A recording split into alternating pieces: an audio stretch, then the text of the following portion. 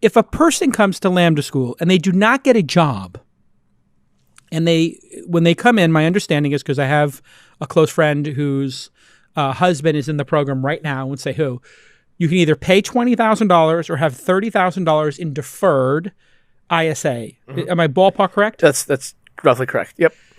The person I know paid the $20,000. They had a little bit of money. They said, yeah, we don't need to pay it over time. We'll pay the $20,000 and we'll get a job after 9 months of the program. I think it's a 9-month program. Yep. The people who paid the $30,000 deferred with an income sharing agreement wind up paying $40,000 or $50,000 of their back over time. No, $30,000 is the max. $30,000 is the max. So the way it works is you pay a percentage of your income for 2 years, 17% for 2 years, if and only if you're making more than $50K in a role that you trained for. Got it. If not, you pay zero.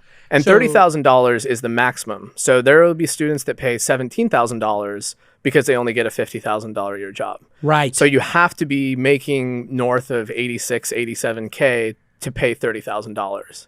So what's interesting about this is, and I don't mean to just become like your PR person and your media counsel, Austen, but if it was me, I would just come out dunking like, you people are idiots.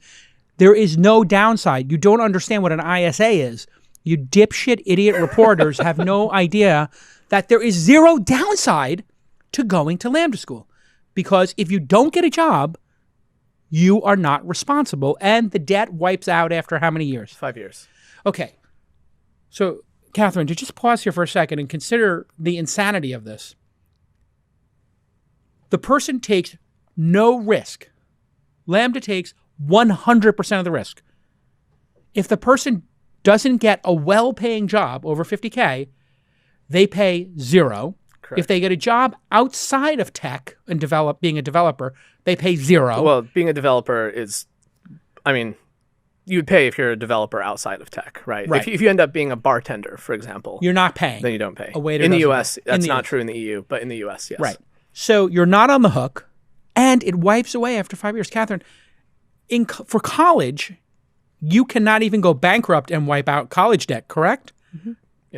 Yep. So, Austen, you have created the giant mitzvah of all mitzvahs for all of young people who might want to transition.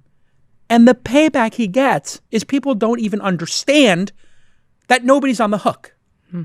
How insane is this? Yeah, no, it's interesting. I mean, Austen and I have had this conversation offline before, but I was once in that boat when I wanted to leave journalism. I was, not paid very well and was looking to improve my life and ended up going to business school.